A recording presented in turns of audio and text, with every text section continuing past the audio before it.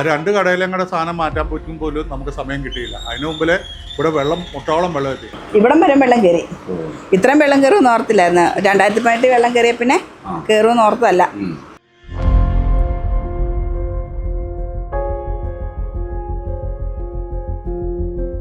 അങ്ങനെ നമുക്ക് കച്ചവടം ഇല്ലാതായിപ്പോയി. എന്ന് വെച്ചാൽ എല്ലായിടത്തോളം വെള്ളം കയറിയപ്പോൾ പിന്നെ ആൾക്കാരെല്ലാം വരവ് കുറഞ്ഞു. അങ്ങനെ വന്നപ്പോഴത്തേക്കും എനിക്ക് ന്യായമായിട്ട് പൈസ നഷ്ടം വന്നിട്ടുണ്ട്. ഇനിയിപ്പം താഴോട്ട് ഇറക്കി വെക്കാനൊരു ഭയമാണ്.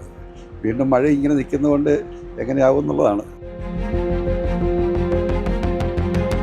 അപ്പം നമുക്ക് ഒത്തിരി നഷ്ടം ഉണ്ടാകാറുണ്ട്. കുറേ സാധനങ്ങളൊക്കെ നമ്മൾ രാവിലെ വിളിച്ചു പറഞ്ഞ് കയറ്റി, എങ്കിലും മോട്ടറുകളൊക്കെ നമ്മൾ ഉദ്ദേശിച്ചതിനപ്പുറത്തോട്ട് വെള്ളം കയറി.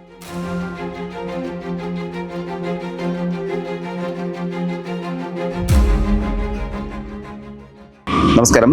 പാലാ നഗരത്തിൽ വലിയ വെള്ളപ്പൊക്കമാണ് ഉണ്ടായത്. 2 ദിവസമായി പാലാ നഗരം വെള്ളത്തിൽ മുങ്ങുകയും ഇപ്പോഴത് പഴയപടിയായെങ്കിലും ഇപ്പോഴും വ്യാപാരികളൊക്കെ തന്നെ വലിയ ദുരിതത്തിലാണ്. ലക്ഷക്കണക്കിന് രൂപയുടെ നഷ്ടം സംഭവിച്ചുവെന്നാണ് വ്യാപാരികൾ പറയുന്നത്. അതിൽ പ്രധാനമായും ഈ ലോട്ടറി കച്ചവടക്കാരുടെ കഷ്ടപ്പാടാണ്, ദുരിതമാണ് ഏറ്റവും എടുത്ത് പറയാനുള്ളത്. അവർ പറയുന്നത് ഈ 2, 3, 4 ദിവസം അവർക്ക് കച്ചവടം നടന്നില്ല. ആ കച്ചവടം നടക്കാത്ത ദിവസങ്ങളിലെ ലോട്ടറി ഒന്നും തിരികെ എടുക്കില്ല. ആ നഷ്ടം ഞങ്ങൾ തന്നെ സഹിക്കണമെന്നാണ് പറയുന്നത്. പാലായിലെ നഗരത്തിലെ വ്യാപാരികളുടെ ദുരിത കാഴ്ചകൾ കാണാം. ആദ്യ ദിവസം വെള്ളം വന്നപ്പോൾ നമുക്ക് പ്രതീക്ഷിക്കാതെയുള്ള വെള്ളം വരവായിരുന്നു. എന്ന് പറഞ്ഞു കഴിഞ്ഞാൽ സാധാരണ എങ്ങനെയാണെന്ന് വെച്ച് കഴിഞ്ഞാൽ ഇവിടുന്ന് ഇങ്ങനെ ഒഴുക്കം വന്നു കഴിഞ്ഞാൽ പയ്യെ ആയിരുന്നു കയറിക്കൊണ്ടിരുന്നത്.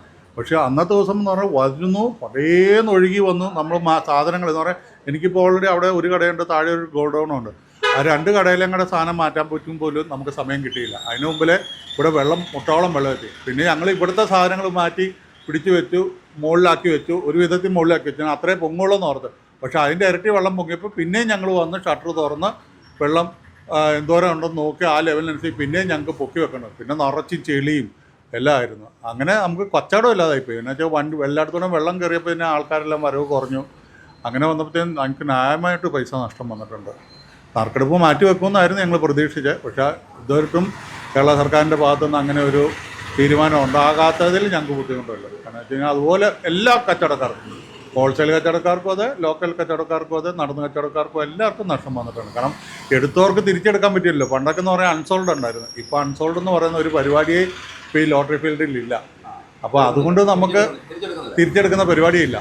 അത് വിറ്റാലും വിറ്റില്ലെങ്കിലും നമ്മുടെ പൈസ പോകും. വിറ്റാൽ നമുക്ക് പൈസ കിട്ടും, വിറ്റില്ലെങ്കിൽ ഗവൺമെൻറ്റിന് പൈസ കിട്ടും. അതാണ് ഇവിടുത്തെ ഇപ്പോഴത്തെ 3-4 ദിവസം കച്ചവടം ഇല്ലെങ്കിൽ ആ പൈസ നിങ്ങൾ ഞങ്ങളുടെ കയ്യിൽ നിന്ന് പോകും. ഗവൺമെൻറ് ഒന്നും അൺസോൾഡ് എടുക്കില്ല, തിരിച്ചു ഒരു സാധനം എടുക്കില്ല. അതാണ് നമ്മുടെ ഏറ്റവും പണ്ടെന്നൊക്കെ പറഞ്ഞാൽ അൺസോൾഡ് തിരിച്ചെടുക്കുമായിരുന്നു. അങ്ങനെ ഒരു പരിപാടി ഉണ്ടായിരുന്നു. ഇപ്പോൾ അതില്ല. കാരണം ഓൾറെഡി ടിക്കറ്റ് ഇപ്പോൾ ടൈറ്റ് ആയതുകൊണ്ടും പിന്നെ ഇതുമായിട്ട് പിന്നെ ഇങ്ങനെ വെള്ളപ്പൊക്കമൊക്കെ ഉള്ളപ്പോൾ എന്നാ ചെയ്യാൻ പറ്റും? ആർക്കും ഒന്നും പറയാൻ പറ്റാത്ത ഒരവസ്ഥയല്ലേ. ഓണം മെമ്പറൊക്കെ നഷ്ടമായോ? ഓണം മെമ്പറിനോടൊന്നും പറ്റിയില്ല. കാരണം അതെല്ലാം പൊങ്ങിയിരുന്നതുകൊണ്ട് അത്രയും പറ്റിയില്ല. ബാക്കിയുള്ള ഈ നമുക്ക് ഡെയിലി നറുക്കെടുപ്പിൻ്റെ അകത്താണ് നമുക്ക് നഷ്ടം വന്നിരിക്കുന്നത്. എന്നാ വെച്ച് കഴിഞ്ഞാൽ നമ്മൾ ഉദ്ദേശിച്ച പോലെ വെള്ളം പൊങ്ങുകയും ചെയ്ത് സൈഡിൽ കൂടെ എല്ലാം ഇത്രയും വെള്ളം ഉണ്ടായിരുന്നു. ഇതുപോലെ ഈ ഡ്രോയുടെ മണ്ട വരെ നമുക്ക് വെള്ളം കയറിയായിരുന്നു. അത് നമ്മൾ പ്രതീക്ഷിക്കാതെ കാണാം. നിങ്ങൾക്ക് വരാൻ പറ്റുമായിരുന്നോ? നടന്നു വരാൻ പറ്റിയില്ല. അതുപോലെ ഒഴുക്കായിരുന്നു. ഞങ്ങൾ ഷട്ടർ താത്തി ഇട്ടിട്ട് പിന്നെ പോയി പിറ്റേ ദിവസം കഴിഞ്ഞിട്ട് വൈകിട്ട് രാവിലെ വന്ന് നോക്കുമ്പോഴാണ് വെള്ളം ഒരുവിധം ഇത് മുട്ടോളം വന്ന് താന്ന് കിടന്നു. പിന്നെ വെള്ളം ഇറങ്ങുന്നതിനനുസരിച്ച് ഞങ്ങളിവിടെ ക്ലീൻ ചെയ്ത് വൃത്തിയാക്കി നിറച്ചും പാമ്പും ചെളിയും എല്ലാം ഉണ്ടായിരുന്നു. പിന്നെ എന്താ കച്ചവടം നടന്നില്ല ടിക്കറ്റിൻ്റെ. അത് എനിക്ക് വമ്പൻ നഷ്ടമാണ്. കാരണം ഞങ്ങൾ 10,000-3000 ടിക്കറ്റോളം വിൽക്കുന്ന ടീമുകളാണ്. അപ്പം നമുക്കത് മുഴുവൻ വേസ്റ്റായിപ്പോയി. പിന്നെ അങ്ങനെ കുറേ നഷ്ടങ്ങൾ വന്നിട്ടുണ്ട്. അല്ലാതെ വേറെ പ്രശ്നങ്ങളൊന്നുമില്ല. പിന്നെ പ്രതീക്ഷിക്കാതെ ഉള്ള വെള്ളം പിന്നെ 2ാം പ്രാവശ്യവും വെള്ളം കയറി. അത് പിന്നെ നമുക്ക് കണ്ടുകൊണ്ട് നിന്നുകൊണ്ട് കയറിയത് കൊണ്ട് അത്രയും വലിയ ശല്യമില്ലായിരുന്നു. ആദ്യത്തേതാണ് ഞങ്ങൾ പ്രതീക്ഷിച്ചത്. വെള്ളം കയറി ഏത് ഞായറാഴ്ച ദിവസം ഏത് സമയത്താണ്? അത് ഒരു ഉച്ചയോട് കൂടിയാണ് വന്ന് വെള്ളം കയറാൻ തുടങ്ങി. അത് നമുക്ക് പിന്നെ കൺഫേം അറിയാമായിരുന്നു. വെള്ളം വരുന്നതിനനുസരിച്ച് പയ്യെ വന്ന് കയറുന്നതുകൊണ്ട് അത്ര ഒരു പ്രശ്നമില്ലായിരുന്നു. പക്ഷെ മറ്റതങ്ങനെയല്ല. നിപ്പിൽ ഒടുക്കത്തെ വെള്ളം വരുമായിരുന്നു. അത് പ്രതീക്ഷിക്കാനേ പറ്റിയില്ല നമുക്ക്. അതാണ് അതിൻ്റെ അകത്ത് വലിയൊരു വിഷയം. വേറെ വിധത്തിൽ ഒന്നും പറയാനില്ല. വെള്ളം കയറിയ എല്ലാവർക്കും ബാധകമല്ലേ. കച്ചവടക്കാരുടെ കച്ചവടം പോയി. 4-5 ദിവസമായിട്ട് കച്ചവടം ഇല്ലാതെ വിഷമിച്ചിരിക്കുന്നു. ഇന്നിപ്പോൾ ഒരു 10 ദിവസമായിട്ട് ആൾക്കാരൊക്കെ ഒന്ന് ഇറങ്ങാൻ തുടങ്ങി. ബസ് ഓടുന്നില്ലായിരുന്നല്ലോ. പല സ്ഥലത്തോട്ടും ബസ്സുകൾ പോകുന്നില്ലായിരുന്നു. അതൊക്കെ എല്ലാവർക്കും ബാധകമായി വരുന്ന ഒരു പ്രശ്നമാണ് മൊത്തത്തിൽ. ഈ വർഷവും വെള്ളം കയറി. വളരെ 2 പ്രാവശ്യം ഇപ്രാവശ്യം വെള്ളം കയറി. ഞങ്ങൾ ആദ്യം ഒരു 15 പേരോളം കൂടി എല്ലാവരും കൂടെ കൂടി കടയൊന്ന് ക്ലീൻ ചെയ്ത് റെഡിയാക്കി വന്നു. ഞായറാഴ്ച ക്ലീൻ ചെയ്തു. അതുപോലെ വന്നു കഴിഞ്ഞപ്പോഴത്തേക്കും തിങ്കളാഴ്ച രാവിലെ വീണ്ടും വെള്ളം കയറി. ഒരുപാട് നഷ്ടമുണ്ടായി. പറയുമ്പോഴത്തേക്കും എല്ലാ വർഷവും ഉണ്ടാകാറുണ്ട്.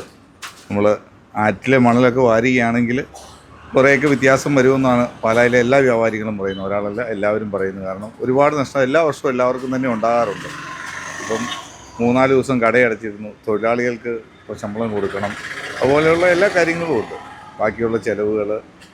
അപ്പം നമുക്ക് ഒത്തിരി നഷ്ടം ഉണ്ടാകാറുണ്ട്.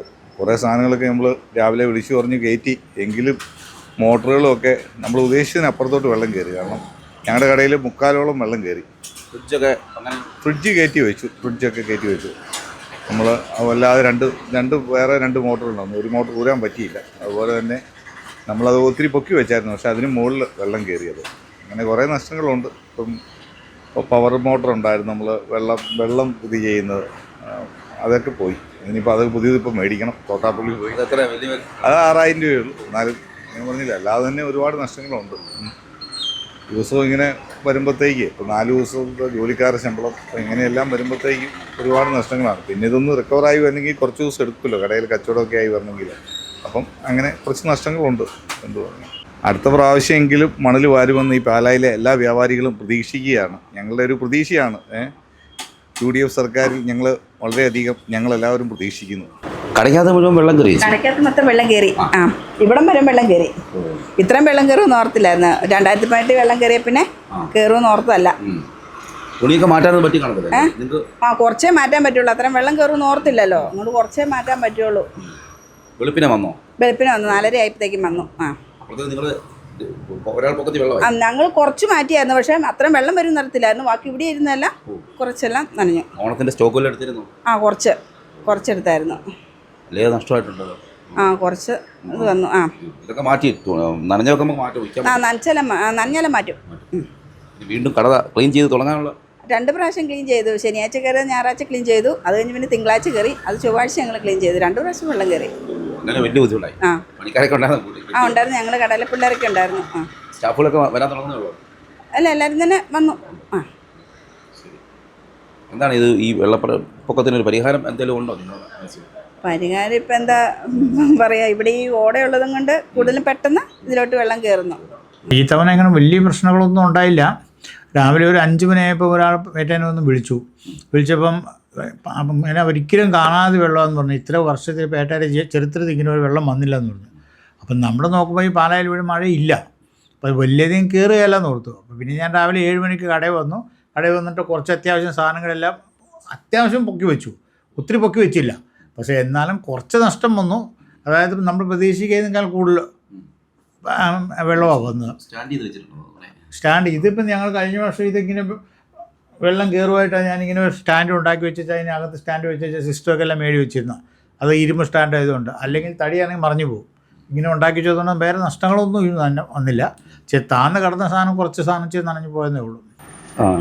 വെള്ളപ്പൊക്കം നല്ല രീതിയിൽ വന്നു. ഒരു 3-4 അടി കടക്കകൾ ഇതാണ് ലെവൽ വന്നിരിക്കുന്നത്. വെള്ളത്തിൻ്റെ ലെവൽ വന്നത്. ഓണത്തിനെല്ലാം ഞങ്ങൾ റെഡിയായി പുതിയ സാധനങ്ങളെല്ലാം റെഡിയാക്കി വെച്ചിരിക്കുകയായിരുന്നു.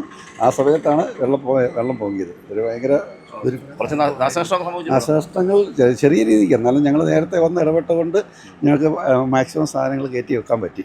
ഇനിയിപ്പം താഴോട്ട് ഇറക്കി വെക്കാനൊരു ഭയമാണ്. വീണ്ടും മഴ ഇങ്ങനെ നിൽക്കുന്നതുകൊണ്ട് എങ്ങനെയാവും എന്നുള്ളതാണ്. അതുകൊണ്ട് മടിച്ചിരിക്കുകയാണ്. അതെ, ഓണത്തിന് എല്ലാം ഞങ്ങളെല്ലാവരും ഒരുങ്ങി നിൽക്കുന്ന സമയത്താണ് ഇങ്ങനെ വന്നത്. ഫുൾ സ്റ്റോക്കായിരുന്നു എല്ലാ സാധനങ്ങളും. അതെ, എല്ലാ സാധനങ്ങളെല്ലാം മേളിൽ കൂട്ടിയിട്ടിരിക്കുകയാണ്. ഇറക്കി വെക്കാനൊരു മടിയാണ്. പാലാ നഗരത്തിലെ ചില കടകൾക്ക് വലിയ നാശനഷ്ടമാണ് സംഭവിച്ചിരിക്കുന്നത്. എന്നാൽ ചില കടക്കാർ മുന്നൊരുക്കങ്ങൾ സ്വീകരിച്ചതിനാൽ അവർക്ക് സാധനങ്ങളൊക്കെ മാറ്റി വയ്ക്കാനും വലിയ നഷ്ടത്തിൽ നിന്നും കരകയറാനും സാധിച്ചിട്ടുണ്ട്. പാലാ നഗരത്തിൽ വെള്ളപ്പൊക്കത്തിൻ്റെ ദുരിതമൊഴിഞ്ഞ വീണ്ടും തിരുവോണ കച്ചവടത്തിനായുള്ള ഒരുക്കത്തിലാണ് വ്യാപാരികളൊക്കെ തന്നെയും. Cameraman ജിതിനൊപ്പം CR Shyam, Marunadan Malayali, Pala.